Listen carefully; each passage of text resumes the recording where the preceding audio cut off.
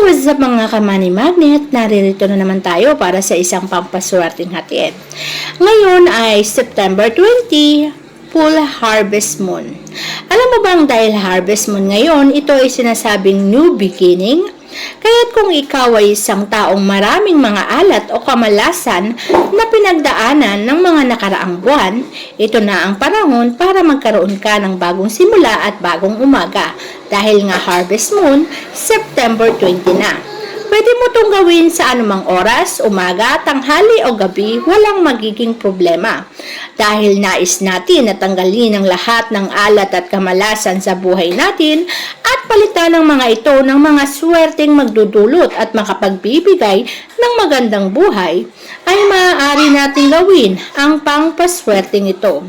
Isang pangpaswerteng mag-aakit ng kaperahan at higit sa lahat, magtatanggal ng kamalasan. Kombinasyon ng dalawang yan dahil kahit gaano pa karami ang swerteng pumasok sa iyong buhay, kung hindi mo naman natatanggal ang kamalasan, ay ganun din. Agad-agad itong mawawala, mauubos at mababaliwala. Kaya proseso ang dapat natin gawin. Pagsamay ng proseso ng pagdagdag ng swerte at pagtanggal ng kamalasan. Para sa ganon, ang prosesong yan ay makakatulong para magtuloy-tuloy ang swerte sa ating bagong simula. Dahil nga harvest moon, September 20, atin na itong simulan. Ano ba ang mga gamit na maaari natin gamitin para sa pagpaswerteng ritual na to? Una ay ang kalamansi. Alam natin na ang kalamansi ay magtatanggal ng mga asim na maaari nating dinanas o mga negatibong enerhiya na ibigay sa atin. Mga negatibong enerhiyang nagpahirap sa buhay natin. At kung gagamit naman tayo ng kalamansi, ang bilang na ating gagamitin ay 8 piraso. Samahan natin ng kaswertehan ang pangtanggal ng negatibong enerhiya. 8 piraso dahil alam naman natin ang 8, ibig sabihin ay infinity o walang katapusan. Dahil nais natin na mapapasukin ang swerte ng panghabang buhay, 8 piraso ng kalamansi ang ating gagamitin sa araw na to. Siyempre, kinakailangan naman natin ng pang-akit ng swerte kung kaya't kailangan natin ng luya. Ang luya kasi ay magpapasok o mag-aakit ng kaperahan sa buhay natin. At kung gusto mong akitin ng kaperahan sa buhay mo, simulan mo nang gumamit ng luya. At ang mga sangkap na to ay dapat mong ilagay sa malinis na lalagyanan katulad ng kristal na baso o babasagin. Mas mainam na babasagin ang ating gagamitin para makita ang mga ritual na ginagawa natin at para sa ganon, mas maging mabisa. Kahit anong babasagin ay pwede, baso man yan, mangkok man yan na yung gagamitin ay pwede naman.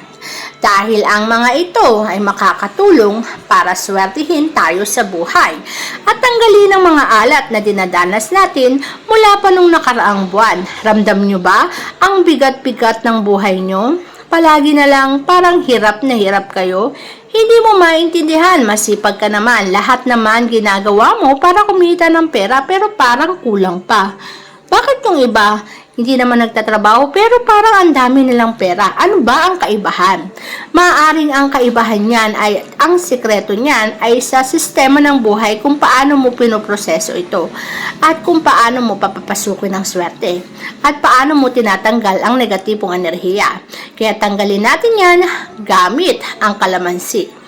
8 piraso lamang ng kalamansi ang ilalagay natin sa baso para masipsip at masipsip ito ang lahat-lahat ng mga negatibong enerhiyang nagpapahirap sa buhay mo. Kapag nilagay mo ang kalamansi, dapat ilagay mo to pa isa-isa. Para sa ganun, makatulong ito sa iyo para ang lahat-lahat ng paghihirap mo ay matapos na at makapag-ibigay ito sa iyo ng magandang buhay. Pag nilagay ang kalamansi, ganyan po ang paglalagay. Para sa ganon, ang mga ito ay mas magiging maganda ang resulta para sa pangpaswerteng ritual na ginagawa natin. At syempre, hindi naman dapat winawala ang luya. Dahil ang luya naman ay pang-akit ng pera. ilalagay mo lamang yan sa ibabaw. Kapag nailagay mo na sa ibabaw, ay pwede mo nang dasalan ang pangpaswerteng ritual na to. Tandaan mo na kung ikaw ay Katoliko, isang ama namin at isang sumasampalataya ang gagawin mong dasal dito. Pero kung hindi ka naman Katoliko, maaari mong gawin ang dasal na ginagamit mo sa relihiyon mo at wala namang magiging problema. Basta't ang mahalaga ay madasalan natin ang pangpaswerteng ritual na to para lalo itong swertihin. Pagkatapos mong dasalan ay isunod mo yung mga kahilingan mo. Ano ba yung mga bagay na gusto mong tanggalin at ano naman yung mga bagay na gusto mong papasukin sa buhay mo. Lahat ng to ay ibulong at sambitin mo sa pangpaswerteng ritual na yan para sa ganon marinig ng universe ang iyong kahilingan, mamanifest natin to sa ating buhay. Mainam kasi ng lahat ng kahilingan natin ay sinasambit mo sa harapan ng ritual para lalo natin tong mamanifest. Pag sinabi nating manifestation, ito yung paraan ng pag-a-attract mo sa lahat ng bagay sa buhay mo. At dahil harvest moon ngayon, mas mainam at mas mabilisan ang pagtupad at katuparan ng iyong mga pangarap, lalo pat ginawa mo to ng September 20, harvest moon. Alam mo ba ang lahat ng mga gumagawa nito at lahat ng nakakaalam nito ay alam na nila yung matinding sikreto. Ito lang naman ang matinding sikreto na kapag nakagawa kayo ng isang pangpaswerteng ritual tuwing harvest moon, 100% halos lahat ng kahilingan mo ay matutupad, panigurado. At syempre, tatandaan mo rin na kapag binubulong mo ang kahilingan mo ay mula sa puso at dapat wag mong kokontrahin, positive ka dapat. Dahil kahit anong bisa ng pampaswerteng ritual, kahit anong bisa ng harvest moon, at kahit ginawa mo pa yan ng September 20, pero negative kang tao, palaging negative yung nasa isip mo, nakokontra yung swerteng maaaring bigay at dalhin sa atin ang pampaswerteng ritual. Kaya kung ako sa inyo at gagawa rin lang kayo ng ritual, simulan mong yung sistema ng buhay mo at pagkatao mo, baguhin mo, lalo na yung paraan ng pag-iisip mo. Kasi alam mo naman, nakakatulong din sa atin kung ang pag-iisip natin ay nasa positibong bagay. Makakatulong yan dahil nakapagbibigay yan sa atin ng positibong resulta. Kapag kasi palaging negatibo ang tatak ng isipan mo, huwag ka nang magtataka kung bakit negatibo rin ang laging nangyayari sa buhay mo. Kaya kung gusto mong umunlad at umasenso, simulan mong baguhin ang attitude mo. Maging positibo ka. Huwag mong isipin ang mga negatibong taong nagne-negative sa'yo. Kaya sila nagsasalita ng hindi maganda dahil gusto kanilang matulad sa kanila. Ayaw din nilang nakikita kang nagiging successful. Kaya huwag kang sumama sa kanila kung ayaw mong mabigo sa buhay. Kapag tapos mo itong dasalan, pwede mo na itong ilagay sa harapan ng pintuan.